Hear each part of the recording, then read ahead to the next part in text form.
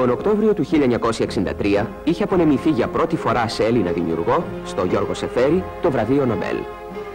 16 χρόνια αργότερα, στις 18 Οκτωβρίου 1979, οι Έλληνες πληροφορήθηκαν με συγκίνηση, χαρά και εθνική υπερηφάνεια ότι ένας ακόμη Έλληνας ποιητής, ο ραψοδός του Αιγαίου, ο Οδυσσέας Ελίτης, τιμήθηκε με την ύψιστη παγκόσμια λογοτεχνική διάκριση για το έργο του.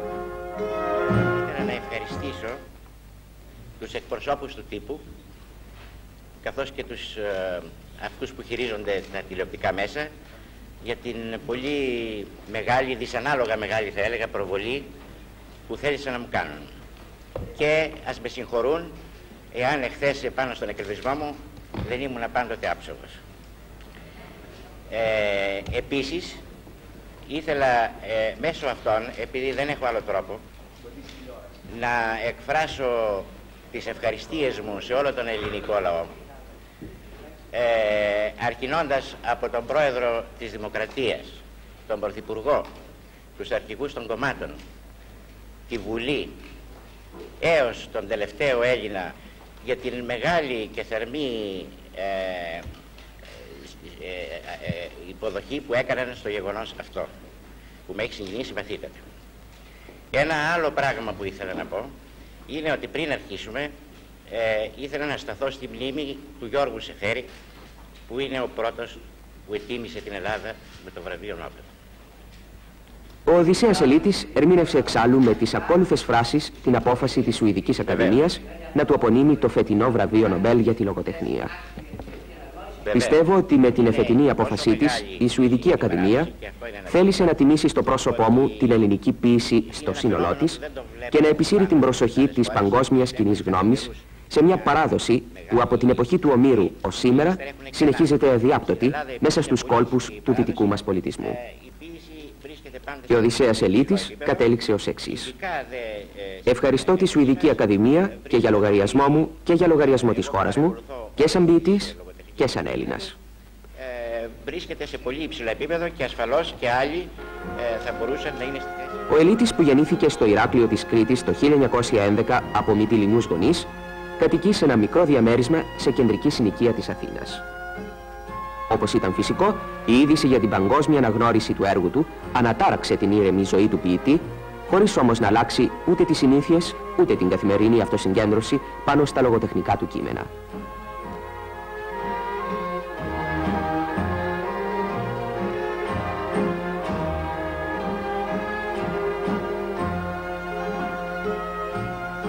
Μιλώντας για το σπίτι του και για τα αντικείμενα που τον συντροφεύουν σε ώρες δουλειάς και σε ώρες ανάπαυλας, ο λυρικός μας ποιητής λέει τα εξής. Είμαι σε αυτό το μικρό διαμέρισμα εδώ και 19 χρόνια και μπορεί να μην έχω πράγματα μεγάλης αξίας, αλλά είναι χαρά μου ότι είναι όλα πράγματα που αγαπώ πολύ και που έχουν όλα τους έναν δεσμό με το μύθο μου το προσωπικό. Παραδείγματι αυτό το ξυλόγλυπτο που είναι από τέμπλο εκκλησίας, αλλά έχει και κάτι το πανθεϊστικό γιατί είναι σαν Θεός ανέμου. Είναι εδώ πάνω που έχω το καραβάκι, τα ρόδια, ένα ακροκέραμο και οι βυζαντινές εικόνες, οι οποίες με συγκινούν πολύ και βέβαια δεν είναι παλιάς περίοδου, είναι μεταβυζαντινές, αλλά εμένα με συγκινούν πολύ. Καθώς επίσης και λαϊκά κεντήματα, ακόμη και το τραπέζι αυτό είναι από ζωγραφισμένη κασέλα της Πάτμου.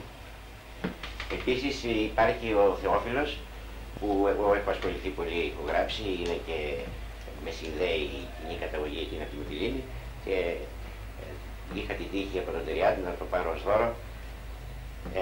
Νομίζω ότι μπορεί να μην είναι από τα καλύτερα έργα, αλλά είναι πάντως κάτι που αγαπώ πολύ. Ο έρωτας, το αρχιπέλαγος, κι η πρόρα των αφρών του, κι η γλάρη των ονείρων του, στο πιο ψηλό κατάρτι του ο ναύτης ανεμίζει ένα τραγούδι. Ο έρωτας, το τραγούδι του, κι οι ορίζοντες του ταξιδιού του, κι η ηχό της νοσταλγίας του, στον πιο βρεμένο βράχο της η αραβωνιαστικιά προσμένη, ένα καράβι. Ο έρωτας, το καράβι του και η αμεριμνησία των μελτεμιών του και ο φλόκος της ελπίδες του.